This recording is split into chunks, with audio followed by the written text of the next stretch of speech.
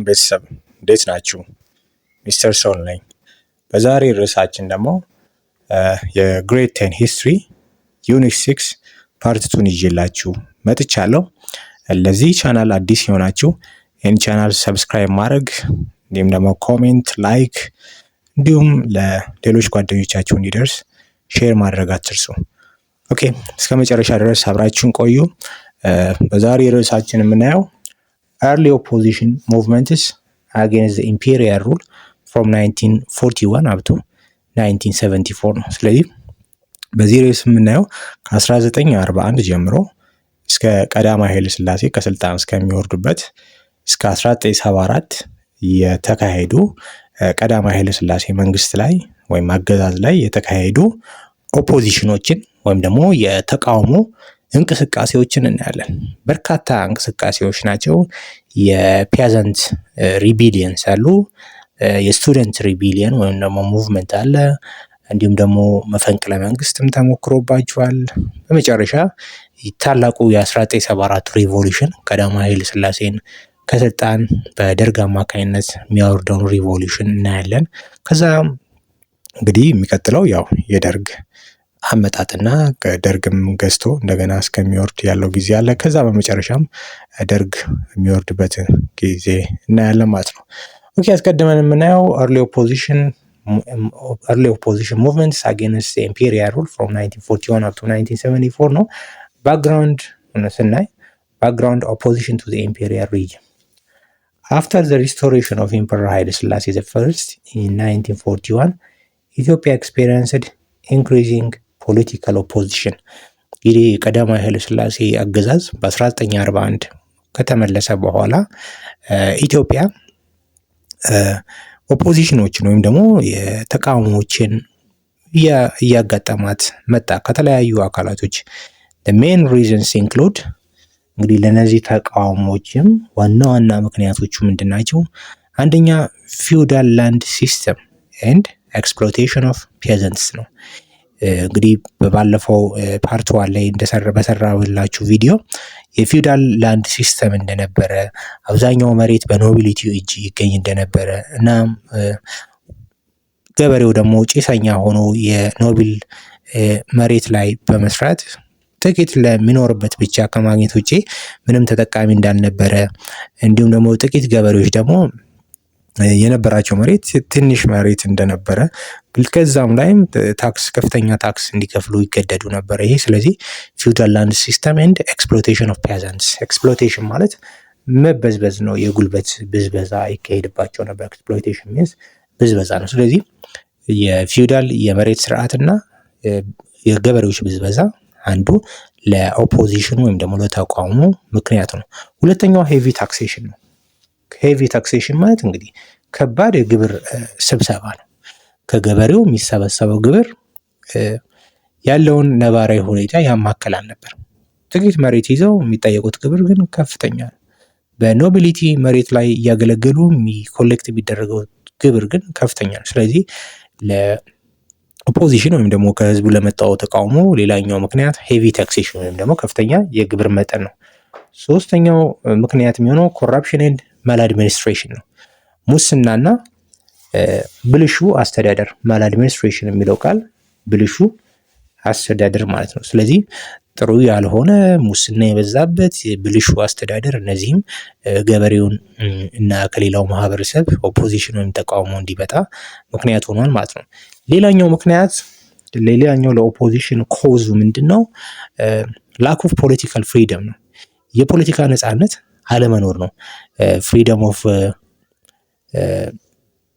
ይሄ የመምረጥ ፍሪደም ኦፍ ቮይስ፣ የመናገር መብት፣ የመጻፍ መብት እንዲሁም ደግሞ ራይት ቱ ኢሌክሽን የምንላቸው ነገሮች እነዚህ ነገሮች አለመኖራቸው ነው። ሌላኛው ምክንያት ደግሞ ኤትኒክ ኤንድ ሪሊጂየስ ዲስክሪሚኔሽን ነው። ኤትኒክ ኤንድ ሪሊጂየስ ዲስክሪሚኔሽን የጎሳ የብሔርና የሃይማኖት መድሎ መኖሩ ነው ለኦፖዚሽን ወይም ደግሞ ለተቃውሞ ምክንያት ተደርጎ የተቀመጠው። ሌላኛው ኢኮኖሚክ ኢንኢኳሊቲ ኤንድ ፖቨርቲ ነው። የኢኮኖሚ እኩልነት አለመረጋገጡ እና እንዲሁም ደግሞ ድህነት፣ የኢኮኖሚ እኩልነት አለመኖርና ድህነት። እነዚህ እንግዲህ ቀዳማዊ ኃይለ ሥላሴ አገዛዝ ላይ ለተፈጠሩት ኦፖዚሽኖች ወይም ደግሞ ተቃውሞዎች እንደ መነሻ ምክንያት ወይም ኮዘቲቭ ኢፌክት ተደርገው ወይም ደግሞ ሜን ሪዝንስ ተደርገው ይወሰዳሉ ማለት ነው። አሁን አስቀድመን የምናየው ኦፖዚሽንስ አፒርድ ኢን 3 ሜጀር ፎርምስ፣ ተቃውሞዎች በሶስት መልክ ነበር የተከሰቱት። ኦፖዚሽንስ አፒርድ ኢን 3 ሜጀር ፎርምስ። the first one is peasant revolt። የመጀመሪያው ኦፖዚሽን ከየት ነው የመጣው? ከፒያዘንት ነው፣ የገበሬዎች አመጽ ነው። ዘባሌ ፒያዘንት ሪቤሊየን አለ ከባሌ ገበሬዎች፣ ከዛ ጎጃም and also from ትግራይ፣ ከነዚህ አካባቢዎች ፒያዘንቶች ሪቤሊየን ነበር። ሌላኛው the 1960 coup attempt። coup means መፈንቅለ መንግስት ነው። the 1960 coup attempt። ስለዚህ ሌላኛው ተቃውሞ የተገለጸበት መንገድ ምንድነው? የ1960 coup የ1960 መፈንቅለ መንግስት ነው። በነገራችን ላይ ይሄ መፈንቅለ መንግስት ሲካሄድ ኢምፐረር ኃይለ ሥላሴ ላቲን አሜሪካ አካባቢ ለጉብኝት ከኢትዮጵያ በወጡበት ሰዓት ሁለት ወንድማማቾች መንግስቱ ነዋይ እና ግርማሜ ነዋይ ቀዳማዊ ኃይለ ሥላሴን መንግስት ለመገልበጥ ያደረጉት ሙከራ ነው። በስኬታማ ሙከራ አልነበረም፣ ያልተሳካ ነው፣ ግን የራሱ የሆነ ውጤት ነበረው። ሶስተኛው ኦፖዚሽን የኢትዮጵያን ስቱደንት ሙቭመንት ነው። የኢትዮጵያ ተማሪዎች እንቅስቃሴ ነው። የኢትዮጵያን ስቱደንት ሙቭመንት በተለይም በአዲስ አበባ ዩኒቨርሲቲ የሙቭመንቱ ማዕከል ወይም ደግሞ ሴንተር ነበሩ። therefore these movements weakened the imperial regime and contributed to the 1974 revolution። ስለዚህ እነዚህ ሙቭመንቶች የቀዳማዊ ኃይለ ሥላሴ አገዛዝን አድክመውታል። እንዲሁም ደግሞ ለዋናው ለ1974 ሪቮሉሽን ምንድናቸው ማለት ነው ኮንትሪቢዩት አድርጓል፣ አስተዋጽኦ አድርጓል። ምክንያቱም እነዚህ ትናንሽ ሪቢሊየኖች ናቸው። መፈንቅለ መንግስቱም አነስ ያለ ነገር ነው ማለት ትልቅ ተጽዕኖ አላደረገም። ነቀነቀው እንጂ ስልጣናቸውን ወንበሩን እንጂ ከስልጣን አላወረዳቸውም። የተማሪ ሙቭመንትም እንደዚሁ የገበሬም አመጾችን ብናይ ቀዳማዊ ኃይለ ሥላሴን ከስልጣን አላወረዳቸውም። ነገር ግን ኢት ሼክ ዲ ትሮን ኦፍ ኢምፐረር ኃይለ ሥላሴ። ስለዚህ እነዚህ ነገሮች ሲደማመሩ ዞሮ ዞሮ ለ1974 የመጨረሻው ሪቮሉሽን ቀዳማዊ ኃይለ ሥላሴን ከስልጣን ላወረደው ሪቮሉሽን ትልቅ አስተዋጽኦ አድርገዋል ማለት ነው። አሁን አስቀድመን የምናየው ፒያዘንት ሪቢሊየንስ ነው ወይም ደግሞ ፒያዘንት ሪቮልትስ፣ የገበሬዎች ሪቮልቶች ወይም ደግሞ ሪቢሊየን ይባላል። ኦኬ ሪቮልት ለሚለው ሪቢሊየን ተብሎ ሊጠቀስ ይችላል። ወይም ደግሞ ሙቭመንት ፒያዘንት ሙቭመንት ተብሎ መጠራት ይችላል ማለት ነው። ስለዚህ መጀመሪያ አስቀድመን የምናየው የገበሬዎች አመጽ እናለን። Peasant rebellions were the earliest and most widespread oppositions to the imperial rule። ፒያዘንት ሪቤሊየን ምንድነው? the earliest ነው፣ ቀዳሚ የሆነና የተስፋፋ ቀዳማዊ ኃይለ ሥላሴ ወይም ደግሞ ንጉሳዊ አገዛዙ ላይ የተደረገ ተቃውሞ ነው ማለት ነው። ከተማሪዎች ሙቭመንት ቀድሞ፣ ከቲቸርስ ሙቭመንት፣ ከታክሲ ድራይቨርስ ሙቭመንት፣ ከወታደሮቹ ሙቭመንት፣ ከመፈንቅለ መንግስቱም ቀድሞ የተከሰተው የትኛው ነው? የገበሬዎች ሪቮልት ነው፣ የገበሬ አመጽ ነው ማለት ነው። and they were mainly caused by land alienation, taxation and feudal exploitation። እነዚህ የምናያቸው ቀጥሎ የምናያቸው የፒያዘንት ሪቢሊዮኖች መነሻ ምክንያታቸው ምንድን ነው? ሶስት ነገሮች ናቸው። አንድሊ they were mainly caused by land alienation። land alienation means ከመሬት መፈናቀል፣ land alienation ከመሬታቸው መፈናቀል። ሁለተኛው ታክሴሽን ነው። ታክሴሽን ሲባል ዝም ብሎ ታክሴሽን ሳይሆን ኤክስትሪም ታክሴሽን፣ በጣም ከፍተኛ ታክስ መጠየቃቸው ነው። ሌላው ፊውዳል ኤክስፕሎይቴሽን ነው፣ የፊውዳል ስርዓት ብዝበዛ። ኦኬ እነዚህ ሶስት ነገሮች ላንድ አሊኔሽን ወይም ደግሞ ከነበራቸው መሬት መፈናቀል እና እነዚህ መሬቶች ለኖቢሊቲው መሰጣቸው፣ ከፍተኛ ታክስ መጠየቃቸው፣ እንዲሁም ደግሞ የፊውዳል አገዛዝ ብዝበዛ፣ እነዚህ ኢትዮጵያ ውስጥ ለተካሄዱት የገበሬዎች ሪቮልቶች መነሻ ምክንያት ሆነዋል። አሁን እስቲ እያንዳንዱን ፒያዘንት ሪቮልቶች እኔ the first revolt is the ወያኔ ሪቮልት። ወያኔ ፒያዛንት ሪቮልት ተብሎ ይጠራል። መቼ ነው የተካሄደው? ወያኔ ሪቮልት was took place in 1943 የወያኔ ሪቮልት የተካሄደው 1943 ነው። and the first major revolt after liberation occurred in Tigray። ስለዚህ ወያኔ ሪቮልት ማለት ከሊብሬሽኑ በኋላ ኢትዮጵያ ከኢታሊ ኦኩፔሽን ወይም ደግሞ መያዝ ነፃ ከወጣች በኋላ ትግራይ ውስጥ የተካሄደ ሪቮልት ነው። the leader of this revolt or the ወያኔ revolt is called ብላታ ኃይለማርያም ረዳ። ብላታ ኃይለማርያም ረዳ was the leader of the ወያኔ revolt in 1943። ስለዚህ የዚህ ሪቮልት መሪው ማን ነበር? ብላታ ኃይለማርያም ረዳ። you should remember this later, okay, because ማን ያውቃል ይሄ ፈተና ላይ whatever በአይነ ሚንስ ሊመጣ ይችላል።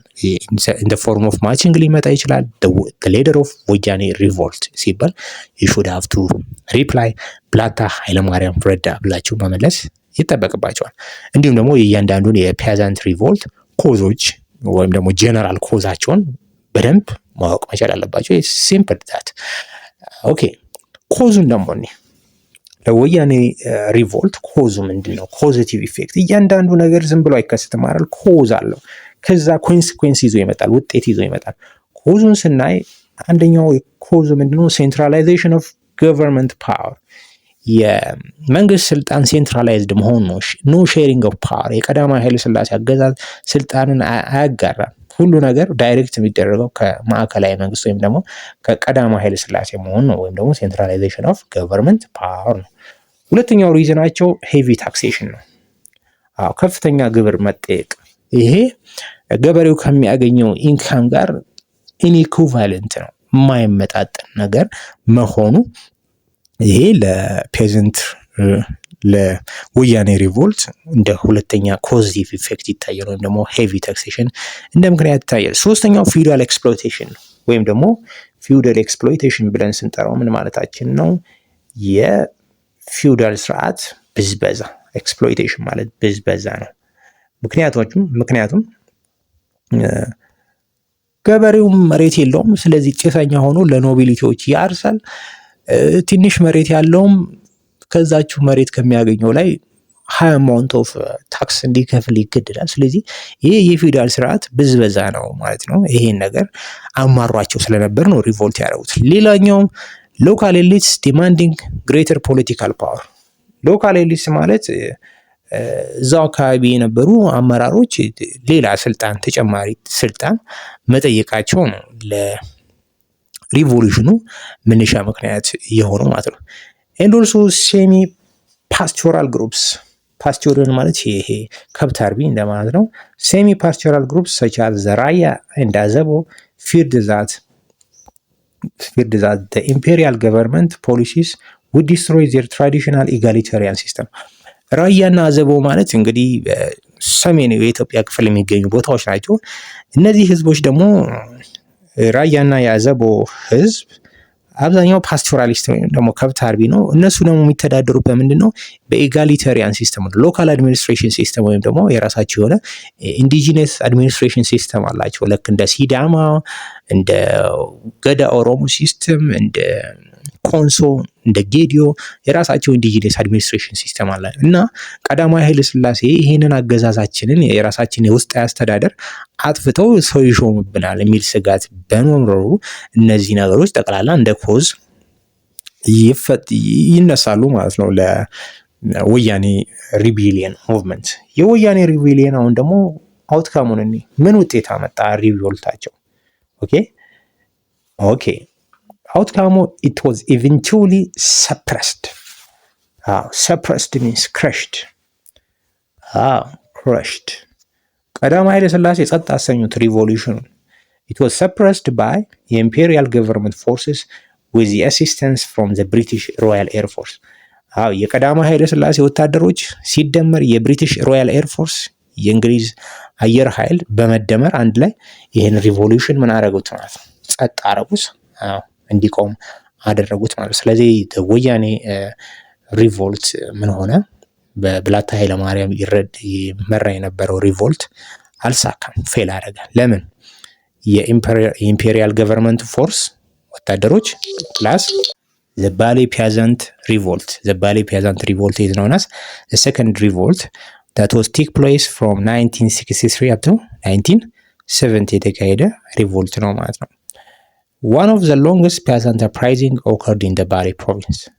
ከተካሄዱ peasant uprisingዎች ውስጥ በጣም ረጅሙ የሚባል ነው። እንዲሁም ደግሞ የተካሄደው የት ነው? it was in the Bali province. ባሌ ግዛት ውስጥ የተካሄደ ጠቅላይ ግዛት ውስጥ የተካሄደ የገበሬዎች አመጽ ነው። እንደምናየው ረጅም ጊዜ ነው። from 1963 up to 1977 ዓመት የፈጀ ሪቮልት ነው። the leader of the Bali peasant rebellion was ዋቆ ጉቱ።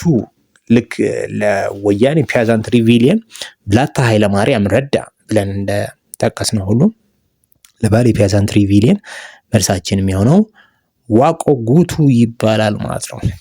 ኦኬ እዚህ peasant rebellion ላይ ባሊ peasant rebellion ላይ የተሳተፉትን areas involved.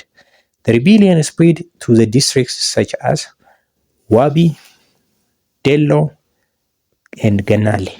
ስለዚህ ባሌ የሚገኙ ኤሪያዎች ላይ ቀስ እያለ አንድ ቦታ ጀመረ። ከዛ ዋቢ፣ ዴሎ፣ ገናሌ እነዚህ ቦታዎች ላይ እየሰፋ ሄደ ማለት ነው። ኮዝስ ምንድን ነበር? ኮዝ ኦፍ ዘ ባሊ peasant rebellion መነሻ ምክንያት፣ እያንዳንዱ ነገር ኮዝ አለው ብለናል። ኮዙ ምንድን ነበር? አንደኛው ኮዝ ምንድነው? ላንድ አሊኔሽን ከመሬት መፈናቀል ነው። በኖቢሊቲዎች ምክንያት ከመሬታቸው መፈናቀል፣ ገበሬዎች ከመሬታቸው ማፈናቀል አንዱ ለpeasant rebellion ለባሊ peasant rebellion መነሻ ምክንያት ነው።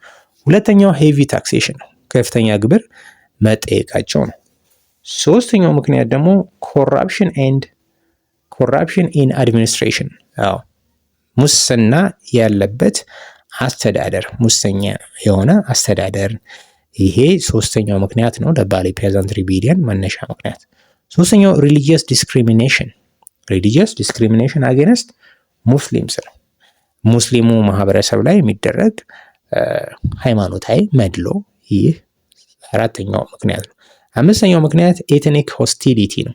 የብሔር ግጭት መኖሩ እዛ አካባቢ እንደ መነሻ ምክንያት ይወሰዳል። ሌላኛው ሴትልመንት ኦፍ ክርስቲያን ሴትለርስ ኢን ሙስሊም ኤሪያስ፣ ሙስሊሞች በሚኖሩበት አካባቢ ክርስቲያኖች እየመጡ መስፈራቸው፣ ይሄም እንደ ግጭት ምክንያት ነው፣ ለሪቮሉሽኑ መነሻ ምክንያት ነው። therefore the revolt also received support from Somalia. አሁን እዚህ ጋር ኖቲስ ማድረግ ያለባችሁ ማለት ነው፣ ኢትዮጵያ ውስጥ ከተደረጉ peasant ሪቮልቶች the Bali peasant revolt is different፣ በጣም ይለያል። ምንድን ነው እንዲለይ ያደረገው ተብሎ መጠየቁ አይቀርም። ይሄን ፐርፌክትሊ ስለምነግራችሁ ነው።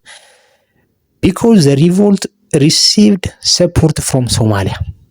አያችሁ፣ ሶማሊያ ከምትባለው ሀገር አመጹ ድጋፍ ያገኝ ስለነበር ነው። both material and moral support ያገኝ ነበር። የጦር ድጋፍ፣ ስልጠና እንዲሁም ደግሞ የሞራል ሰፖርት ከሪፐብሊክ ኦፍ ሶማሊያ ወይም ደግሞ ሶማሊያ ከምትባለው ጎረቤት ሀገር ይሰጣቸው ስለነበር ነው ይህ peasant revolt ኢትዮጵያ ውስጥ ከተደረጉት peasant revolቶች ለየት የሚያደርገው ማለት ነው። ባይዘው ይህ ለኛ አስበውልን ሳይሆን ሶማሌዎች ለባሌ ህዝብ አስበው ሳይሆን ለኢትዮጵያኖቹ ለባሌ ህዝብ አስበው ሳይሆን ይሄን ያደረጉት ለምንድን ነው? they wanted to create great Somalia፣ ታላቋ ሶማሊያ መፍጠር ይፈልጉ ነበር።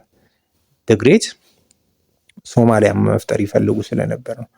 ግሬት ሶማሊያን መፍጠር የሚፈልጉት እንደመሰላችሁ፣ ግሬት ሶማሊያ መፍጠር የሚፈልጉት 5 ቦታዎችን በመቀላቀል ግሬት ሶማሊያ መፍጠር ይፈልጉ ነበር። አንደኛው ባሌን ወደ ሶማሊያ በመቀላቀል፣ ሁለተኛው ኖርዘርን ፓርት ኦፍ ኬንያን በመቀላቀል፣ ሶስተኛው ጅቡቲን፣ ምክንያቱም እነዚህ ቦታዎች ላይ ያው ሶማሊኛ ተናጋሪ ያለ በሚል ነው። እንዲሁም ደግሞ ሶማሌ ውስጥም ብሪቲሽ ሶማሌላንድ፣ ኢታሊያን ሶማሌላንድ እና ፍሬንች ሶማሌላንድ፣ እነዚህን ቦታዎች በሙሉ በመቀላቀል ምን መፍጠር ይፈልጉ ነበር? ዘግሬት ሶማሌ መፍጠር ይፈልጉ ነበር። ስለዚህ ባሌን ከኢትዮጵያ ለመገንጠልና ለመውሰድ ይፈልጉ ስለነበር ነው ማለት ነው የባሊ peasant ሪቮልትን የሚደግፉት። እሺ አሁን ደግሞ የባሊ peasant ሪቤሊየን አውትካሙን እኔ After years of conflict, the revolt ended in 1970 when Wako Gutu surrendered. ስለዚህ ሪቮልቱ ያቆመው አመታት የፈጀ 7 ዓመት የፈጀ አመፅ ከተካሄደ በኋላ ሪቮሉሽኑ ቆመ። and the government appointed General Jagama Kello as a governor of Bale to restore order. ስለዚህ ቀዳማዊ ኃይለ ሥላሴም ጃጋማ ኬሎ የሚባል የኦሮሞ ጀነራልን የባሌ ገቨርነር ወይም ደግሞ መሪ አድርገው ሾሙና ሪቮሉሽኑን በዚህ አማካኝነት ተጠናቀቀ ማለት ነው። ከዛ የምናገኘው ሶስተኛው የፒያዘንት ሪቮልት እናገኛለን። ጎጃም ፒያዘንት ሪቮልት ነው። what was took place in 1968 ይህ ደግሞ የተካሄደው በ1968 ላይ ነበረ። the peasants in ጎጃም repeatedly resisted the imperial government የጎጃም ፒያዘንት በተደጋጋሚ ነበር የንጉሳዊ አገዛዙን ሬዚስት ያደረገው ወይም ደግሞ ሪቮልት ያደረገው። ኮዞቹን እኔ the causes of the ጎጃም ፒያዘንት ሪቢሊየን አንዱ ኮዙ ሄቪ ታክሴሽን ነው። ሄቪ ታክሴሽን ከፍተኛ ታክስ መጠየቃቸው። ሁለተኛው ፑር ትሪትመንት ኦፍ ፓትሪዮትስ እንግዲህ እንደምናሳውት ሰው ከጣሊያን ፋሽስት አገዛዝ ኢትዮጵያን ነፃ ለማውጣት የሚፋለሙ ፓትሪዮቶች የተለያዩ ቦታዎች ነበሩ። ሸዋ ላይ ነበሩ፣ ጎጃም ላይ ነበሩ፣ የተለያዩ ኢትዮጵያ አካባቢዎች ላይ ነበሩ እና የጎጃም ፓትሪዮቶች ደግሞ በደንብ ትሪት አልተደረጉም። they were poorly treated ጥሩ ሹመትም አልተሰጣቸውም፣ ሪኮግኒሽንም አልተሰጣቸውም። አትሊስት እንኳን ጥሩ ስራ ነው ምናምን ተብሎ አፕሪሺዬሽን እንኳን በደንብ የተሰጣቸው አልነበሩም። ለአንዱ ጥሩ ነገር ታይትል፣ ደጃዝማችነት ታይትል፣ የራስነት ታይትል ምናምን ሲሰጥ በደንብ ትሪት ያልተደረጉ ነበሩ። የነዛ ሰዎች ዲሳስፋይድ መሆንም ለጎጃም ፒያዘንት ሪቢሊየን እንደ መነሻ ምክንያት ይወሰዳል። ሶስተኛው ገቨርንመንት ኮራፕሽን ነው። ሙሰኛ የሆኑ አስተዳዳሪዎች መኖራቸው። ነገር ግን ኢሚዲየት ኮዙ ምንድነው ነው? ኢሚዲየት ኮዝ ማለት ቅጽበታዊ ምክንያት ለሪቮሉሽኑ ወይም ደግሞ ለጎጃም ፒያዘንት ሪቮልት ምንሻ ኢሚዲየት ኮዙ ቅጽበታዊ አሁናዊ ምክንያቱ ምንድነው? እሷ በጣም ወሳኝ ነች። እሺ እሷ ላይ ትኩረት አድርጋችሁ ያዙ።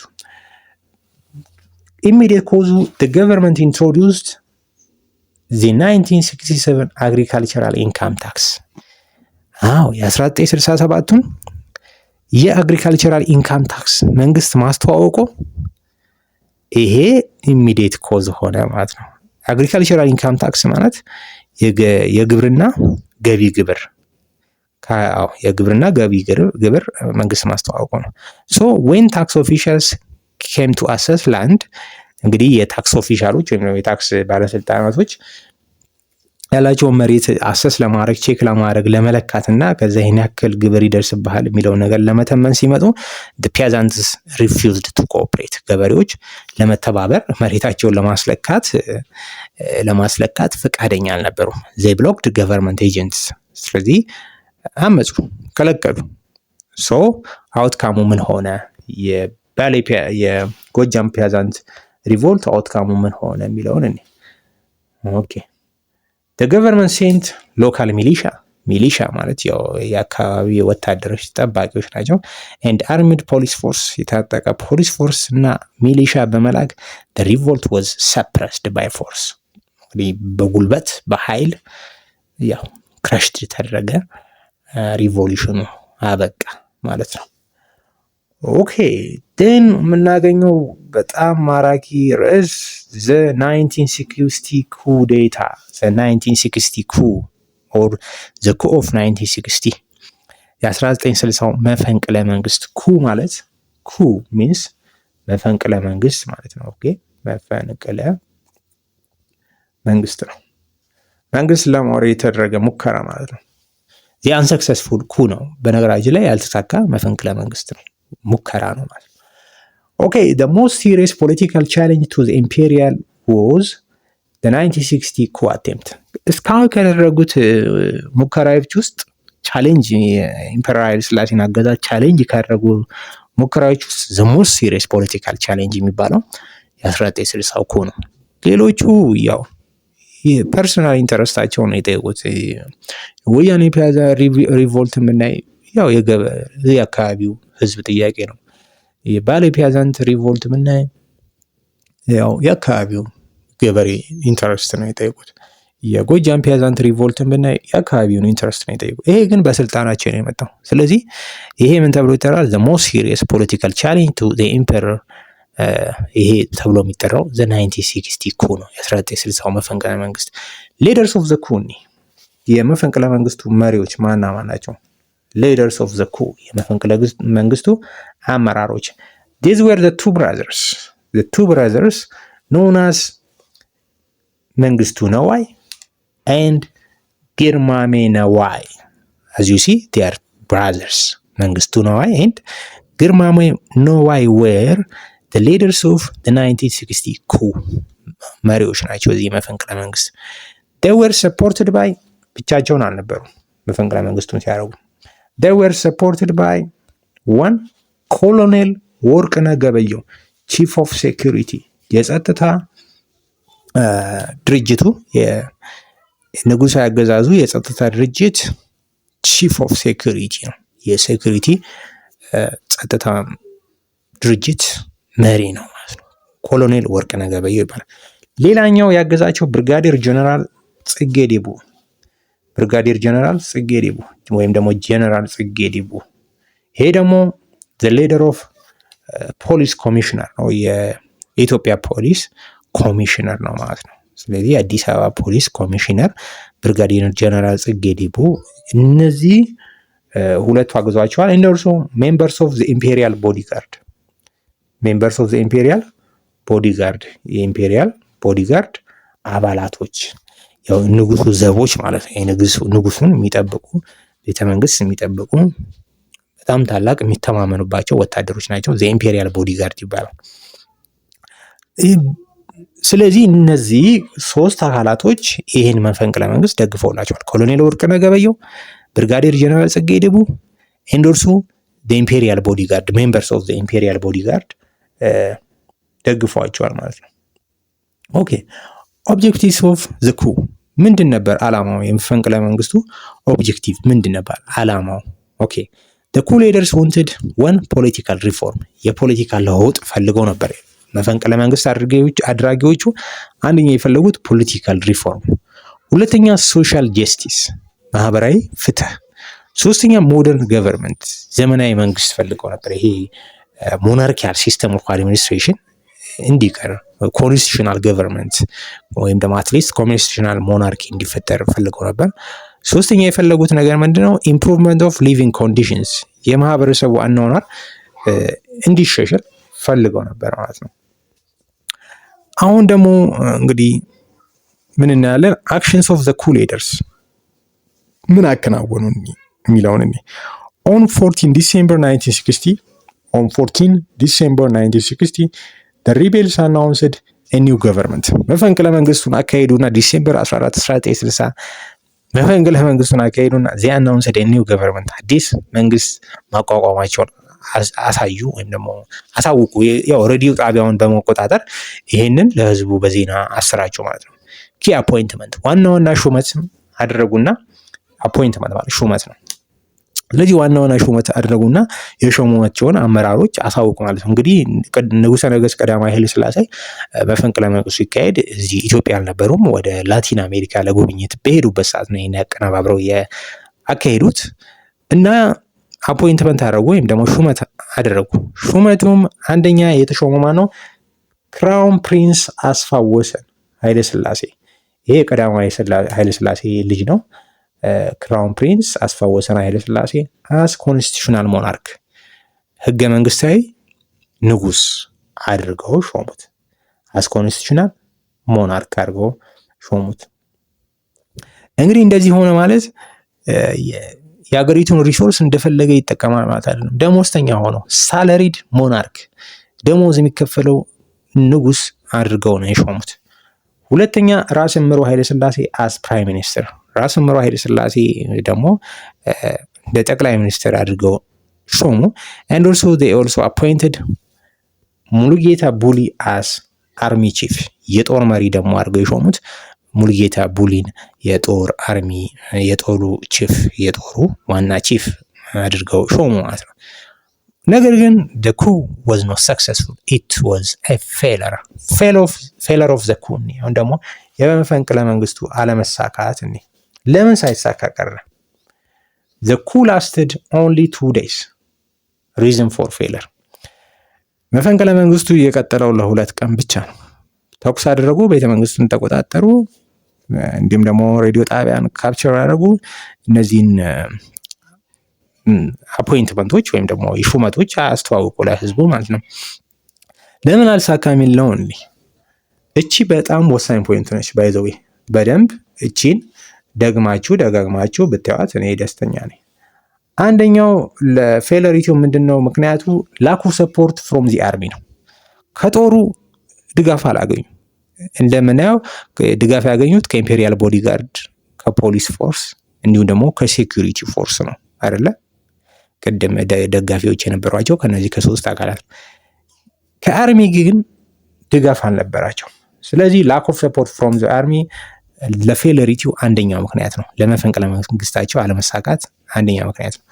ሁለተኛው ምክንያት ደግሞ ፑር ኦርጋናይዜሽን ነው። የተቀናጀ መፈንቅለ መንግስት አላካሄዱም፣ ዊክ ነበሩ። ሶስተኛው ሎያሊቲ ኦፍ ሞስት ሚሊተሪ ዩኒትስ ቱ ዘ ኢምፐረር። እያንዳንዱ ሚሊተሪ ዩኒት ለቀዳማዊ ኃይለ ሥላሴ አገዛዝ ታማኝ ነበር። ስለዚህ በውጊያው በሁለተኛው ቀን ያው ሙሉ ለሙሉ መልሰው ቤተመንግስቱን ሬዲዮ ጣቢያው ምናምን ተቆጣጠሩት። የሞቱት ሞቱ፣ ያመለጡትም አመልጠው ተመልሰው ተያዙ ማለት ነው። መፈንቅለ መንግስቱን አድራጊዎች በተኩሱ ሂደት ልውውጥ የተገደሉም ነበሩ። አንዳንዶቹ ደግሞ አመለጡ። ነገር ግን ብዙም ርቀው ሳይሄዱ ተይዘው ግማሾቹ በስቅላት ተገደሉ ማለት ነው። after the emperor returned to አዲስ አበባ ቀዳማዊ ኃይለ ሥላሴ ንጉሠ ነገሥት ወደ አዲስ አበባ ተመለሱ። እንግዲህ ውጪ ነበሩ ብያቸዋለሁ። ላቲን አሜሪካ ለጉብኝት ሄደው ነበር። ከተመለሱ በኋላ ግርማሜ ነዋይ ኮሚትድ ሱሳይድ። ግርማሜ ነዋይ ሱሳይድ አደረገ፣ ራሱን አጠፋ። and ኮሎኔል ወርቅነህ ገበየሁ also committed suicide። እንዲሁም ኮሎኔል ወርቅነህ ገበየሁ እሱም መፈንቅለ ራሱን አጠፋ። ሱሳይድ ማለት ራስን ማጥፋት ነው። መንግስቱ ነዋይ was captured and executed። መንግስቱ ነዋይ አምልጦ ነበር፣ ነገር ግን ተያዘና እሱ በስቅላት ነው እንዲገደል የተደረገው። and ጀነራል ጽጌ ዴቡ died in the fighting። በነበረው የተኩስ ልውውጥ ደግሞ ጀነራል ጽጌ ዴቡ ደግሞ ህይወቱን አጣ ማለት ነው። ስለዚህ ይሄ መፈንቅለ መንግስት ፌል ያደረገበት ምክንያት አይተናል። እንዲህ ደግሞ መጨረሻቸው ምን ሊሆን እንደቻለ አይተናል። ወንድማማቾቹ እንዲሁም ደግሞ እነ ጀነራል ጽጌ ዴቡና እነ ወርቅነህ ገበየሁ የሆኑትን አይተናል። አሁን ደግሞ የኢትዮጵያን ስቱደንት ሙቭመንት እናያለን። የኢትዮጵያ ተማሪዎች አመጽ እንቅስቃሴ እናያለን ማለት ነው። The student movement became one of the strongest opposition forces in the 1960s and 1970s። የኢትዮጵያ ተማሪዎች ሙቭመንት እንግዲህ በ1960ዎቹ እና በ1970ዎቹ ኃይለኛ የተቃውሞ ኃይል ነበር። The movement began የተጀመረ The movement began at University College of አዲስ አበባ። ዛሬ አዲስ አበባ ዩኒቨርሲቲ የሚባለው 6 ኪሎ ግቢ የሚገኘው ዩኒቨርሲቲ ኮሌጅ ኦፍ አዲስ አበባ ተብሎ የሚጠራው እዛ ግቢ ነው። እንግዲህ የአመፁ ማዕከል ወይም ደግሞ መነሻ ኮዝ ኦፍ ዘ ስቱደንት ሙቭመንት፣ የተማሪዎች ሙቭመንት መነሻ ምክንያቶች። አንደኛው ምክንያት ምንድነው? ፊውዳል ላንድ ሲስተም፣ የፊውዳል የመሬት ስርዓቱን ይሄን ተቃውሞታል። ምክንያቱም ተማሪዎች አንዳንድ ጊዜ ከክፍለ ሀገራት ላይ አገልግሎት እንዲወጡ በሚላኩበት ጊዜ የነበረውን ፊውዳል ኤክስፕሎይቴሽን ወይም ደግሞ የፊውዳል ስርዓት ብዝበዛ ስላዩ ይህንን የመሬት ስርዓት ተቃውሞት ነበር እና በዚህም የተነሳ ላንድ ቱ ዘ ቲለር የሚል ሙቭመንት ወይም ደግሞ ስሎጋን፣ መሬት ላራሹ የሚል ስሎጋን ወይም መፈክር ይዘው ወደ ጎዳናዎች፣ ወደ አዲስ አበባ ጎዳናዎች ይዘው በመውጣት መሬቱ ለገበሬው ይመለስለት የሚል አቋም ይዘው እንዲንቀሳቀሱ አድርጓቸዋል። ሁለተኛው ላክ ኦፍ ዲሞክራሲ ነው። ለስቱደንት ሙቭመንቱ መነሻ ምክንያት ላክ ኦፍ ዲሞክራሲ ነው። ሶስተኛው ፖቨሪቲ ኤንድ ኢኒኳሊቲ ነው፣ ድህነትና እኩልነት አለመኖር። አራተኛው ፑር ኤጁኬሽን ፋሲሊቲስ ነው፣ ደካማ የሆነ የትምህርት ፋሲሊቲ መኖር ነው፣ ያልተሟላ የትምህርት ፋሲሊቲ መኖሩ ነው። ሶ ምን ጠየቁ? they demanded or asked for freedom of speech። የመናገር መብት እንዲከበርላቸው፣ ፍሪደም ኦፍ ፕሬስ የህትመት ነጻነት፣ ከዛም ይሄን አሳክተውታል። የህትመት ነጻነት አሳክተዋል። ምክንያቱም የራሳቸውን ጋዜጣ ማሳተም ጀምረው ነበረ። ዘ ኔክስት ኩዌስችን ዲማንዳቸው ወይም ደግሞ ኩዌስችናቸው ምንድነው? ስቱደንት ዩኒየን የተማሪዎች ማህበር ይመስረትልን። ይህንን ማሳክተዋል። ኤንድ ፖለቲካል ሪፎርም የፖለቲካ ለውጥ ይምጣ የሚል ጥያቄ ነበራቸው። ኢንፍሉዌንስ ኦፍ ስቱደንት አክቲቪዝም ኢንፍሉዌንስ ኦን ስቱደንት አክቲቪዝም ኦኬ ኢንፍሉዌንስ ኦፍ ስቱደንት አክቲቪዝም ስቱደንትስ ራዲካላይዜሽን ዋዝ ስትሬንግዝንድ ባይ እንግዲህ ተማሪዎቹ መጀመሪያ ይዘውት የመጡትን ሀሳብ ላይ ራዲካል እየሆኑ ነው የመጣው። ራዲካል ማለት በቃ ፍጹም ስር ነቀል ለውጥ እንዲመጣ እያጠናከሯቸው በርካታ ምክንያቶች ነበሩ። አንደኛው ምክንያት ኢትዮጵያን ስቱደንትስ ስተዲንግ አብሮድ በውጭ ሀገር የሚማሩ ኢትዮጵያ ተማሪዎች መረጃ ይልኩላቸው ነበር። ያ ማለት እነሱ ውጪ የሚማሩበት ኮንዲሽን እና ኢትዮጵያ ያለውን ኮንዲሽን እያነጻጸሩ ሲነግሯቸው የተማሪዎቹ ሙቭመንት እንዲጠናከር ምክንያት ሆነ። ሌላኛው ምክንያት ዘ1960 ኩ አቴምፕት ነው። የ1960 የመፈንቅለ መንግስት ይህ የዘውዱ አገዛዝ ከስልጣን መፈንቀልና መውረድና መቀየር ይችል እንደነበር ማሳያ ሆኗቸዋል። ስለዚህ ይሄ አጠናክሯቸዋል። ሶስተኛው አንቲ ኢምፔሪያሊስት ሙቭመንት ወርልድ ዋይድ ዓለም አቀፍ ደረጃ ላይ ጸረ ኢምፔሪያሊስት ሙቭመንት ይካሄድ ነበር። ስለዚህ ያም አበረታታቸው። እንዲሁም ደግሞ ኢንተራክሽን ዊዝ አፍሪካን ስቱደንት ስተዲንግ ኢን ኢትዮጵያ እንዲሁም ደግሞ ከሌላ አፍሪካ ሀገሮች መጥተው በኢትዮጵያ ዩኒቨርሲቲዎች የሚማሩ ተማሪዎች እነሱ ሀገር ያለውን ነገር ይነግሯቸው ነበር። ስለዚህ እንዴት ነው ይሄ ነገር ኢትዮጵያ የአፍሪካ የነጻነት ማዕከል ሆና እያለ እንዴት አሁን ወደኋላ ቀር ትሆናለች በሚል እነዚህ ነገሮች በሙሉ ሲደመሩ የኢትዮጵያን ስቱደንት ሙቭመንትን ስትሬንግዝን አድርገውታል ወይም አጠናክሮታል ማለት ነው። ቀጥሎ የምናየው ላንድ ቱ ዘ ቲለር የሚለውን ስሎጋን ነው። ላንድ ቱ ዘ ቲለር መሬት ላራሹ ይሰጥ የሚል ስሎጋን ነበራቸው። ስሎጋን ማለት መፈክር ነው። እንደዚህ ብዙ ጊዜ አይታችሁ ከሆነ ሰላማዊ ሰልፍ ምናምን ሲወጣ በሸራ ላይ ተጽፎ ይዘውት የሚወጡት ነገር እንደዚህ አይነት ነገር መሬት ላራሹ የሚል መፈክር ብዙ ጊዜ ወደ አዲስ አበባ ጎዳናዎች ሲወጡ ይህንን መሬት ላራሹ የሚለውን መፈክር ይዘው ይወጡ ነበር። እንግዲህ ያት ማለት ትርጉሙ ምንድን ነው? መሬት ለገበሬው ይመለስ ነው። ለባለቤቱ ለገበሬው ይመለስ የሚል ጥያቄ ነው። ምክንያቱም ሰፋፊ መሬቶች በኖቢሊቲ እጅ ስለነበሩ። ሶ ዋን ኦፍ ዘ ሜን ኢሹ ሬዝድ ባይ ዘ ስቱደንት ዋዝ ላንድ ሪፎርም ነው። አንደኛው ትልቁ በተማሪዎች ለውጥ እንዲደረግ ይዘውት የመጡት ጥያቄ ቢኖር የላንድ ሪፎርም ነው። የመሬት አሰራር ላይ መሬት ባለቤትነት ላይ ለውጥ ይደረግ የሚል ጥያቄ ነው። ዜር ፌመስ ስሎጋን ዋዝ የኢትዮጵያን ስቱደንት ሙቭመንት ፌመስ ስሎጋን ማነች? መሬት ላራሹ ወይም ደግሞ ላንድ ቱ ዘ ቲለር የምትለው ነች። ሚኒንጉ ምንድን ነው? ላንድ ሹድ ቢ ቢሎንግድ ቱ ዘ ፒያዛንት ሁ ከልቲቬት ኢት መሬትን ለሚያርሰው ለራሱ ለባለቤቱ ይመለስ የሚል ትርጉም ነው ያለው። እንግዲህ መሬት ላራሹ ማለት ነው። ስቱደንትስ ኦልሶ ሰፖርትድ ማርክሲስት ሌኒኒስት አይዲዮሎጂ። ኦኬ ስቱደንቶቹ እንግዲህ አሁን ደግሞ የኮሚኒስት እና የሶሻሊስት አይዲዮሎጂ የሆነውን የማርክሲስት እና ሌኒኒስት አይዲዮሎጂን ደጋፊ ነበሩ። and also the days of ጥላሁን ግዛው 1969 የአዲስ አበባ ዩኒቨርሲቲ የስቱደንት ሙቭመንት ፕሬዚዳንት ነበር። the leader of the student movement ወይም ደግሞ the president of the Ethiopian student movement ማን ነበር? ጥላሁን ግዛው ነበር። ስለዚህ ጥላሁን ግዛው በ1969 ላይ በአዲስ አበባ ፖሊስ አማካኝነት ተገደለ። ይህም ሪቮሉሽኑ በጣም ከፍ እንዲል አድርጓል። the major turning point occurred when ጥላሁን ግዛው was assassinated on December 28 1969 near 6 ኪሎ ካምፓስ። እንግዲህ 6 ኪሎ ካምፓስ አካባቢ የአዲስ አበባ ዩኒቨርሲቲ 6 ኪሎ ካምፓስ አካባቢ ጥላሁን ግዛው በመገደሉ የተነሳ ይህ ሪቮሉሽን ተርኒንግ ፖይንት ወይም ደግሞ ጥፋቱን አገኘ ማለት ነው። his death intensified the student protest and pushed the movement toward revolutionary politics። ስለዚህ የእሱ መገደል ወደ ፖለቲካ ቀየረው ይህንን ነገር ማለት ነው። ሮል ኦፍ ኦፖዚሽን ሙቭመንት የኦፖዚሽን ሙቭመንቱ ሮል ምንድን ነበረ? ምን ሚና ነበራቸው? አንደኛው the combined impact of these movements was very significant ትልቅ ተጽዕኖ ማምጣት ችሎ ነበር።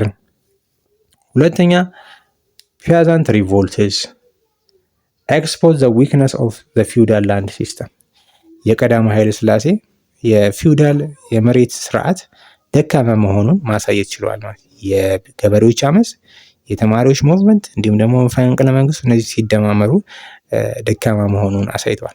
the 1960 coup revealed የ1960 መፈንቅለ መንግስት ደግሞ revealed the dissatisfaction within the military and the educated elites 1960 መፈንቅለ መንግስት ደግሞ በተማረው በሚሊተሪ ውስጥ ቅሬታ እንደነበር ማሳየት የቻለ ነው ማለት ነው። ኦኬ ስቱደንት ሙቭመንቱ ደግሞ ምን ውጤት አመጣ? ስፕሪድ ሪቮሉሽነሪ አይዲያስ ኤንድ ፖለቲካል አዌርነስስ ሪቮሉሽነሪ አይዲያዎችን የፖለቲካል እውቅናዎችን ለህዝቡ ግልጽ ማድረግ ችሏል። ቱጌዘር ዚዝ ኦፖዚሽንስ ሙቭመንትስ ዊክንድ ዘ ኢምፔሪያል ሪጅም ኤንድ ሄልፕድ ቱ ፕሪፔር ዘ ግራውንድ ፎር ዘ 1974 ኢትዮጵያን ሪቮሉሽን። ስለዚህ እነዚህ ነገሮች ሲደማመሩ ዞሮ ዞሮ ለ1974ቱ ሪቮሉሽን ግራውንድ ፕሌውን ወይም ደግሞ መነሻውን አመቻችተዋል ማለት ነው። አሁን ደግሞ የምናየው ዘ ኢትዮጵያን ሪቮሉሽን ኤንድ ዘ ፎል ኦፍ ዘ ሞናርኪ የኢትዮጵያ አብዮትና የቀዳማዊ ኃይለ ሥላሴ አገዛዝ መውደቅን እናያለን። ዲፖዚሽን ኦፍ ዘ ኢምፐረር ኤንድ ኢመርጀንስ ኦፍ ዘ ደርግ። ዲፖዚሽን ማለት ከስልጣን መውረድ ነው። ዲፖዚሽን መውረድ ነው። ዲፖዚሽን ኦፍ ዘ ኢምፐረር ኤንድ ዘ ኢመርጀንስ ኦፍ ዘ ደርግ የደርግ ደግሞ ወደ ስልጣን መምጣት እናያለን። ዲፖዚሽን ኦፍ ዘ ኢምፐረር ኤንድ ዘ ኢመርጀንስ ኦፍ ዘ ደርግ during the last 2 decades of the rule of Emperor Haile Selassie, opposition against the imperial government increased significantly by February 1974. ስለዚህ ቀዳማዊ ኃይለ ሥላሴ ሊወርዱ 2 ዲኬድ ወይም ደግሞ 2 አስርተ ዓመታት ሲቀራቸው በርካታ ተቋማዎች ይመጡባቸው ነበር እና ሀገሪቱም ኢኮኖሚያዊ፣ ማህበራዊ፣ ፖለቲካዊ ክራይሲስ ወይም ደግሞ ድብልቅልቅ ውስጥ ገብታ ነበር። ሜጀር ፕሮብለምስ ቢፎር ዘ ሪቮሉሽን እኔ ከአብዮቱ በፊት የነበሩ ችግሮችን እኔ አንደኛ ኢኮኖሚክ ሃርድሺፕ ኤንድ ኢንፍሌሽን አፌክትድ አርባን ሬዚደንትስ የኢኮኖሚ ኢንፍሌሽን ወይም ደግሞ የገንዘብ ግሽበት እንዲሁም ደግሞ የኑሮ ውድነት የከተማ ህይወትን በጣም ከባድ አድርጎት ነበር። ሁለተኛ ኮራፕሽን ኤንድ ዊክ አድሚኒስትሬሽን ኢንክሪዝድ ዲሳቲስፋክሽን ዊዝን ዘ ገቨርንመንት ሙስናና ደካማ አስተዳደር ቅሬታን ፈጥሮ ነበር። ሲቪር ፋሚን ስትራክ several regions between 1958 up to 1974 በርካታ የኢትዮጵያ አካባቢዎች በድርቅ ተመተው ነበር። በድርቅና በረሃብ ገብተው ነበር። ለምሳሌ ትግራይ፣ ዋግ ላስታ፣ ወሎ these famines caused the death and displacement of 10,000 of people እነዚህ ረሃብ ደግሞ በሺዎች የሚቆጠሩ ህዝቦች ዲስፕሌስድ እንዲሆኑ ወይም ደግሞ እንዲሰደዱ ምክንያት ሆኖ ነበር። and the situation became internationally known after the documentary filmed The Unknown Famine by the British journalist Jonathan Dimbleby exposed the crisis በተለይም ደግሞ ይህንን ድርቅ እና ረሃብ አንድ ጆናታን ዲምበልቢ የሚባል እንግሊዛዊ ጆርናሊስት አጋለጠውና ይህንን መረጃ እንግዲህ ዘ አንኖን ፋሚን የሚል ዘገባ ቪዲዮ በመስራት ይህንን ለዓለም ለቀቀው። እንግዲህ ይሄ ያለውን ረሃብ ለውጭው ዓለም አሳወቀ ማለት ነው። ስለዚህ ጆናታን ዲምበልቢ ወሎ ላይ እና ሌሎች አካባቢ ላይ የነበረውን ረሃብ ለውጭ ያጋለጸው ማለት ነው። አጋለጠው። ግሮዝ ኦፍ ፖፑላር አፕራይዚንግ አሁን ደግሞ ግሮዝ ኦፍ ፖፑላር አፕራይዚንግ ትልቁ አብዮት የ1974 አብዮት እናያለን። In the early 1974 protests spread throughout Ethiopia. Various groups participated. 1974 ዓመተ ምህረት ላይ ፕሮቴስቶች አመጾች ነበሩ። እዚህ አመጾች ላይ በርካታ አካላቶች ተሳትፈዋል። አንደኛው ስቱደንት ኤንድ ቲቸርስ ተሳትፏል። ሲቪል ሰርቫንትስ ወይም የመንግስት ሰራተኞች፣ ታክሲ ድራይቨርስ ወይም ታክሲ ሹፌሮች፣ ወርከርስ ኤንድ ሌበር ዩኒየንስ ሰራተኞችና የሰራተኛ ማህበራቶች ሶልጀርስ ኤንድ አንኤምፕሎይድ ዩዝ ወታደሮችና ስራ አጥ ወጣቶች the first significant act came from the ነገሌ አርሚ mutiny in January 1974 የመጀመሪያው ወሳኙ ሲግኒፊካንት የሆነ ወሳኝ የሆነ ተቃውሞ ግን የመጣው ከየት ነው? ከነገሌ የሚገኘው ጦር ማመጹ ነው። የንጉሱ ጦር ማመጹ ነው። ሶልጀርስ ዲማንድድ ቤተር ፔይ ነገሌ ቦረና የሚገኙ ወታደሮች የተሻለ ክፍያ ጥያቄ ያቀረቡ፣ እንዲሁም ደግሞ ኢምፕሩቭድ ወርኪንግ ኮንዲሽንስ የተሻለ የስራ ቦታ ጥያቄ ያቀረቡ። ሱን አዘር ሚሊተሪ ዩኒትስ ጆይንድ ዘ ፕሮቴስት ሌላም አካባቢ የሚገኙ የጦሮች የኢትዮጵያ ጦር ይሄንን አመፅ ተቀላቀሉት ማለት ነው። ሜጀር ስትራይክስ ኤንድ ዴሞንስትሬሽንስ ዋና ዋና አድማዎችንና አመጾችን ሰቨራል ግሩፕስ ሬዝድ ዲማንድስ በርካታ ግሩፖች የራሳቸውን ጥያቄዎች አቅርበው ነበር። ለምሳሌ ቲቸርስ ኤንድ ስቱደንትስ ፕሮቴስት አጌንስት ሴክተር ሪቪው ኤጁኬሽናል ሪፎርም አዲስ የትምህርት ማሻሻያ መንግስት አሳውቆ ነበር። ይህንንም ተማሪዎችና አስተማሪዎች ተቃውሞት ነበር። ታክሲ ድራይቨርስ ዌንት ኦን ስትራይክ ዲው ቱ 50% ኢንክሪዝ ኢን ፊውል ፕራይስ የታክሲ ሹፌሮችም ወደ አመፅ ወጥተው ነበር። ምክንያቱም የነዳጅ ዋጋ በ50% ጨምሮ ስለነበረ ነው። and also workers union demanded workers union ማለት የሰራተኛ ማህበራቶች ነው።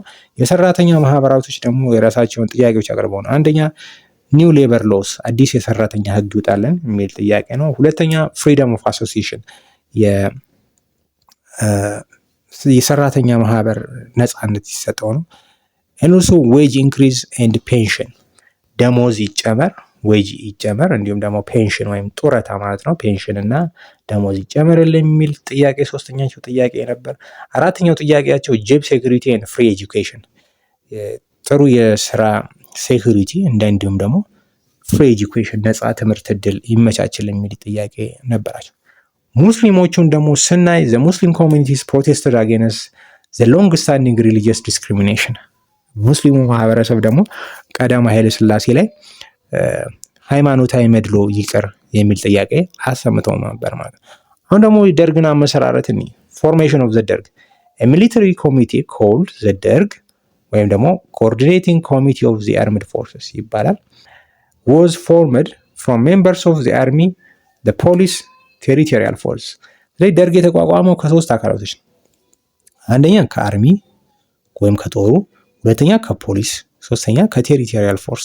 ከነዚህ የተወጣጣ ደርግ ወይም ደግሞ ኮኦርዲኔቲንግ ኮሚቴ ኦፍ አርምድ ፎርስ ተቋቋመ ማለት ነው። ኪ ዴቨሎፕመንትስ ምን ለውጦች መጡ? ፕራይም ሚኒስትር አክሊሉ ሀብተወልድ ሪዛይንድ ፕራይም ሚኒስትር የነበሩት አክሊሉ ሀብተወልድ ከስራ ውጭ እንዲሆኑ ተደረጉ። ፕራይም ሚኒስትር ነበሩ በዛ ሰዓት። he was replaced by እንዳልካቸው መኮንን በማን ተተካ? ፌብሩዋሪ 28 1974 በእንዳልካቸው መኮንን እንዲተኩ ተደረጉ። the derg began acting as a real power in government ደርግ አሁን እንደ እውነተኛ ባለስልጣን አክት ማድረግ ጀመረ። and the derg arrested many high ranking officials and introduced the slogan ኢትዮጵያ ትቅደም or ኢትዮጵያ ፈርስት። ከዛ እንግዲህ ዋና ዋና የሚባሉትን ሚኒስትሮች በጣም 80-90 የሚደርሱ የባለስልጣኖችና የሸዋ ሚኒስትሮችን በሙሉ አሰረና አዲስ ስሎጋን ይዞ መጣ። እንግዲህ የኢትዮጵያ ስቱደንት ሙቭመንት የነበራቸው ስሎጋን ታስታውሳላችሁ፣ ላንድ ቱ ዘ ቲለር ነበር። ደርግ ደግሞ የራሱን ስሎጋን ይዞ መጣ፣ ኢትዮጵያ ትቅደም ኦር ኢትዮጵያ ፈርስት የሚል ስሎጋን ይዞ መጣ። ከዛ ዲፖዚሽን ኦፍ ዘ ኤምፐረር ላይ እናልፋለን ማለት ነው። ዲፖዚሽን ማለት ከስልጣን መውረድ ነው። የወረዱበት ጊዜ በጣም ወሳኝ ነች። ሴፕቴምበር 12 1974 ዘ ደርግ ዲፖዝድ ኤምፐረር ኃይለ ሥላሴ ኢንዲንግ ዘ ሰለሞኒክ ሞናርኪ ዛት ሃድ ሩልድ ኢትዮጵያ ፎር ሴንቸሪስ። ስለዚህ ሴፕቴምበር 12 1974 ደርግ ቀዳማዊ ኃይለ ሥላሴን ከስልጣናቸው አወረደ። ይህም ኢትዮጵያን ለ700 ዓመታት እና ከዛ በላይ የገዛውን የሰለሞኒክ ሞናርኪ ወይም ደግሞ የሰለሞኒክ ዳይነስቲን መጨረሻው አደረገው ማለት ነው። ኤንድ ከዛ በኋላ ምን አቋቋሙ? ፕሮቪዥናል ሚሊተሪ አድሚኒስትሬቲቭ ካውንስል ኦር ፒኤምኤሲ ዋዝ ፎርምድ። ጊዜያዊ ወታደራዊ አስተዳደር ካውንስል ተቋቋመ። ፕሮቪዥናል ሚሊተሪ አድሚኒስትሬቲቭ ካውንስል ጊዜያዊ ወታደራዊ ሽግግር መንግስት አቋቋመ። the leadership of the ደርግ included የደርጎቹ መሪዎች ማን ሆኑ? አማን ሚካኤል አንዶም ቼርማን ሆኖ ተመረጠ። አማን ሚካኤል አንዶም ቼርማን፣ መንግስቱ ኃይለማርያም ፈርስት ቫይስ ቼርማን፣ አጥናፉ አባተ ሰከንድ ቫይስ ቼርማን። ሌተር አፍተር ኮንፍሊክት ዊዝን ዘ ደርግ አማን ሚካኤል አንዶም was killed and replaced by ተፈሪ በንቲ። ከዛ በኋላ እንግዲህ በኤርትራ ኬዝ ላይ በአማን ሚካኤል አንዶም እና በሌሎቹ የደርግ አባላት መካከል በተነሳ ግጭት ጀነራል አማን ሚካኤል አንዶም ተገደሉና በተፈሪ ባንቲ ተተኩ ማለት ነው። ቀጥሎ ደግሞ የምናየው ሶሾ ኢኮኖሚክ ኤንድ ፖለቲካል ሪፎርምስ ኦፍ ዘ ደርግ። ሶሾ ኢኮኖሚክ ኤንድ ፖለቲካል ሪፎርምስ ኦፍ ዘ ደርግ። ደርግ እንግዲህ ወደ ስልጣን ከመጣ በኋላ ያደረጋቸው ሶሺዮ ኢኮኖሚክ ኤንድ ፖለቲካል ሪፎርምስ፣ ማህበራዊ ኢኮኖሚያዊ እና ፖለቲካል ለውጦችን እናያለን። አንደኛ አፍተር ቴኪንግ ፓወር ዘ ደርግ ኢንትሮዲውስድ ራዲካል ሶሻሊስት ሪፎርምስ ኤምድ አት ትራንስፎርሚንግ ኢትዮጵያን ሶሳይቲ። ስለዚህ ሶሻሊስት ቼንጆችን ስር ነቀል የሆነ ሶሻሊስት ቼንጆችን አስተዋወቀ። አንደኛው ዴቨሎፕመንት ስሩ ኮኦፕሬሽን ካምፔን ወይም ደግሞ ዘመቻ፣ እድገት በህብረት ዘመቻ ይባላል በአማርኛው። ዴቨሎፕመንት ስሩ ኮኦፕሬሽን ካምፔን ወይም ደግሞ ዘመቻ፣ እድገት በህብረት ዘመቻን አስተዋወቀ። ኢን ዲሴምበር 1974 ደርግ ገቨርንመንት ላውንችድ የእድገት በህብረት ዘመቻ ካምፔን፣ የእድገት በህብረት ዘመቻ ካምፔንን አስተዋወቀ። ሜን ኦብጀክቲቭ ምንድን ነው? ቱ ስፕሪድ ሊትሬሲ ኢን ሩራል ኤሪያስ፣ ከገጠር አካባቢ መሀይምነትን ለማጥፋት ነበር ዓላማው። ሁለተኛ ፕሮሞት ሶሻሊስት አይዲዮሎጂ፣ የሶሻሊስት ርዕዮተ ዓለምን ማስፋፋት ነው። ሶስት ሰፐርት ሩራል ዲቨሎፕመንት፣ የገጠር እድገትን ለመደገፍ ነው። And also about 60,000 students and campaigners were sent to the countryside to teach peasants and organize communities. ኦኬ፣ ስለዚህ 60,000 የሚደርሱ ተማሪዎች ከከተማ ወደ ተላኩ፣ ወደ ካንትሪ ሳይድ ወይም ወደ ገጠር ተላኩ። የገጠሩን ህዝብ ሀሁ እንዲያስተምሩ፣ ፊደል ያልቆጠረውን ሪድ ኤንድ ራይት እንዲያደርግ፣ ማንበብና መጻፍ እንዲችል ለማድረግ እንዲሁም ደግሞ ሌሎቹን ለፒያዛንቱ ጠቃሚ የሆኑ ነገሮችን እንዲያስተምሩ ተላኩ ማለት ነው። ስለዚህ ይሄ እድገት በህብረት ዘመቻ ያደረገው ነገር ነው። ሁለተኛ ናሽናላይዜሽን ኦፍ ኢኮኖሚ ነው። ኢኮኖሚው ናሽናላይዝ ማድረግ፣ በመንግስት ስር ቁጥጥር ማድረግ ነው። that means the ደርግ introduced major economic changes፣ ዋና የኢኮኖሚ ለውጦችን አስተዋውቋል። አንደኛ ጃንዋሪ 1975 private banks and insurance companies were nationalized።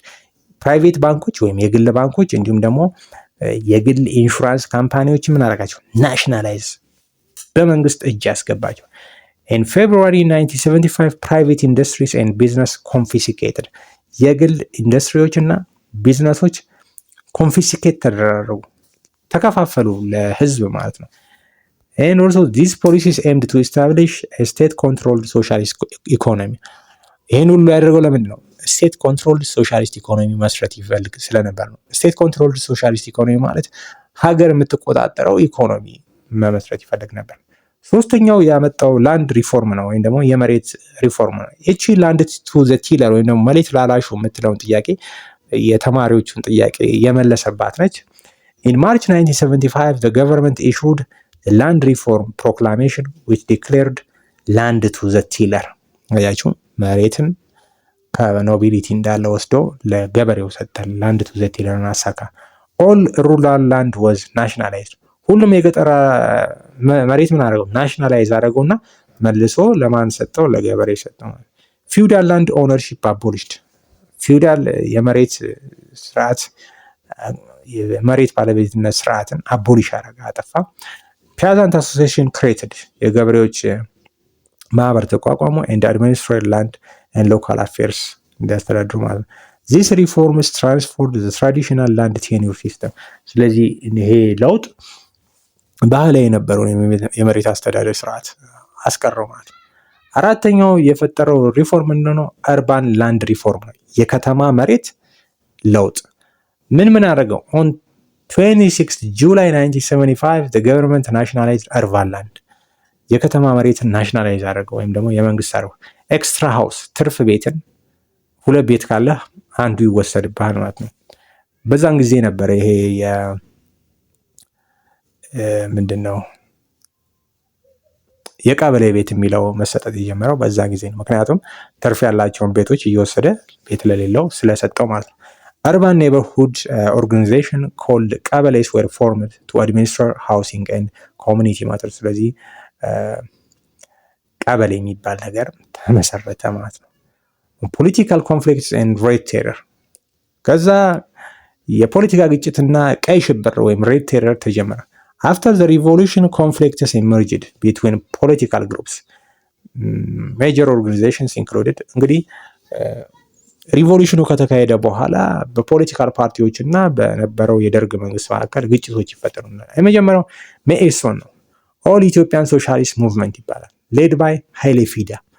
መኢሶን ወይም ደግሞ ኢትዮጵያን ሶሻሊስት ሙቭመንት የሚመራው በኃይሌ ፊዳ ነበረ።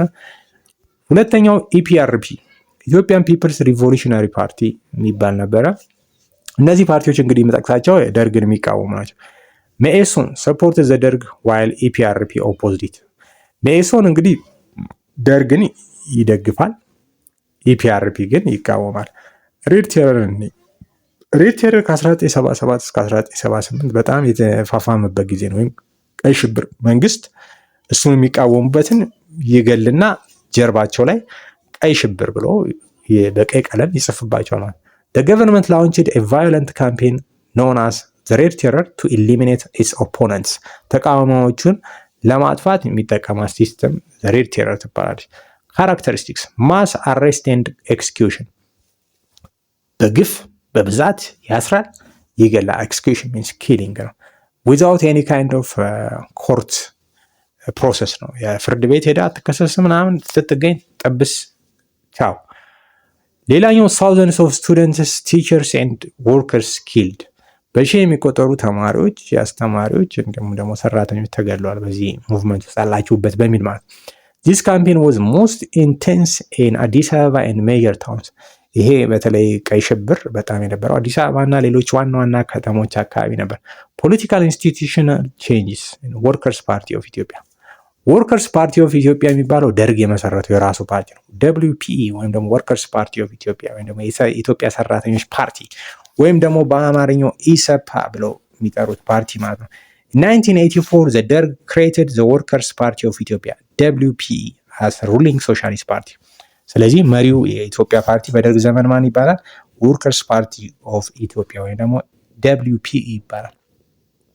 establishment of PDRE ከዛ PDRE ይመሰርታል። PDRE ማለት ፒፕልስ ዲሞክራቲክ ሪፐብሊክ ኦፍ ኢትዮጵያ ነው። ስለዚህ ደርግ እና 1987 ላይ the government declared the People's Democratic Republic of Ethiopia ኢትዮጵያ ስም መጠሪያ ሆነ PDRE ፒፕልስ ዲሞክራቲክ ሪፐብሊክ ኦፍ ኢትዮጵያ ሆነ። ፊቸሩ ምንድን ነበር የዚህ መንግስት?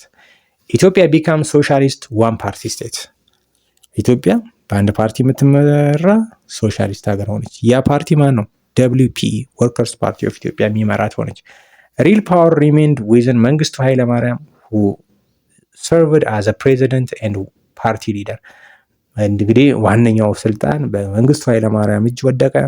እሱም የፓርቲው ፕሬዚዳንት ነው፣ እንዲሁም ደግሞ የሀገሪቱ ፕሬዚዳንት ነው። the fall of the ደርግ regime የደርግ አወዳደቅ several internal and external factors contributed to the collapse of the ደርግ in 1991 ለደርግ መውደቅ በርካታ ኢንተርናል ፋክተርስ አሉ፣ የውስጥ ችግሮች አሉ። ሁለተኛው ለደርግ መውደቅ ፋክተሩ ኤክስተርናል ፋክተር ነው። መቼ ወደቀ ደርግ? 1991። ስለዚህ ለደርግ መውደቅ ኢንተርናል ፋክተር እና ኤክስተርናል ፋክተር አስተዋጽኦ አድርጓል ወይም ደግሞ ኮንትሪቢዩት አድርጓል። ኢንተርናል ፋክተሮቹን ያስቀደመን ኢንተርናል ፋክተርስ ኢኮኖሚክ ክራይሲስ ኤንድ ፋሚን የኢኮኖሚ መሰቃቀልና እንዲሁም ደግሞ ረሃብ ነው። እነዚህ ሁለቱ አንድ ምክንያት ናቸው፣ ኢንተርናል ፋክተርስ ናቸው። ሁለተኛ the 1984 up to 1985 famine caused massive suffering 1980 እስከ 1985 የተካሄደው የ77ቱ ድርቅ የሚባለው ማለት ነው።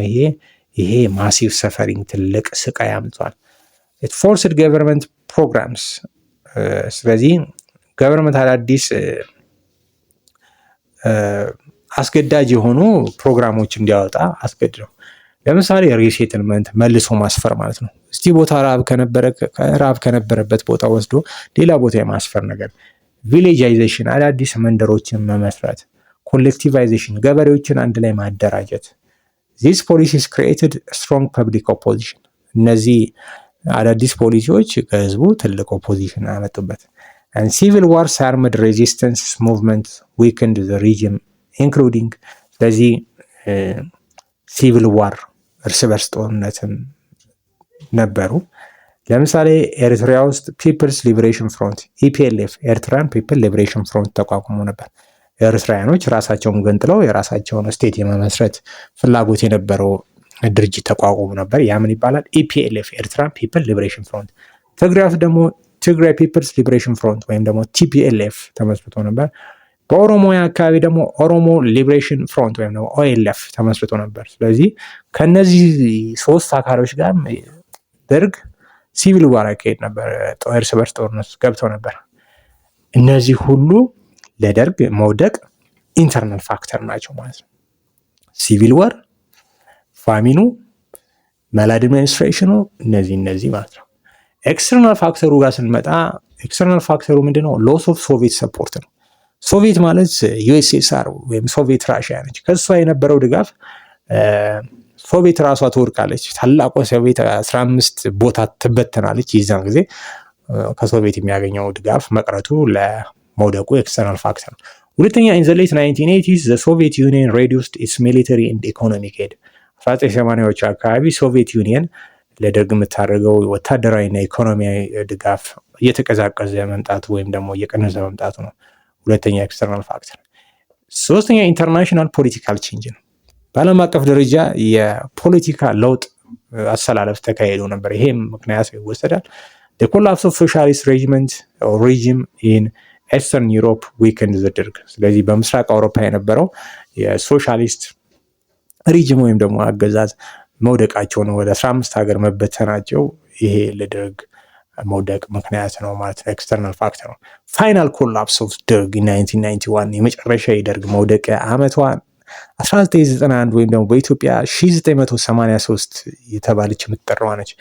1991 ኮምባይንድ ፎርስስ የተባበሩ 1991 የተባበሩት ኃይሎች ማን ኢትዮጵያን ፒፕል ሊበሬሽን ፍሮንት፣ ኢትዮጵያ ፒፕል ሊበሬሽን ፍሮንት፣ ኢትዮጵያን ፒፕል ሪቮሉሽነሪ ዲሞክራቲክ ፍሮንት ዲፊትድ ዘ ደርግ ፎርስ። እነዚህ ሁለቱ በመተባበር የደርግን ኃይል አሸነፉት። አዘ ሪዛልት ዘ ሚሊተሪ ሪጂም ኮላፕስድ and መንግስቱ ኃይለማርያም ፍሊድ ዘ ካንትሪ ቱ ዚምባብዌ። ስለዚህ ደርግ ተሸነፈ። መንግስቱ ኃይለማርያም 1983 ላይ ኮብልለው ወደ ዚምባብዌ ሄዱ። አሁንም በህይወት እዛው ይገኛሉ። ስለዚህ ግሬቴን ሂስትሪ ዩኒት 6 በዚህ መልኩ ጨርሰነዋል። እንግዲህ አዳዲስ ነገር የምትፈልጓቸው ነገሮች ካሉ ኮሜንት አድርጉኝ። ጥያቄዎች ወደፊት ለሚድ የሚሆናችሁን ጥያቄዎች ምለቅላችሁ እና አብረን ምንሰራ ይሆናል።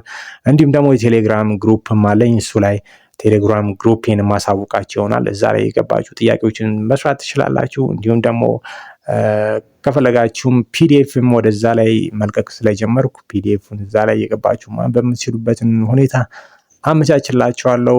ለዛሬ በቃናል። ሲያ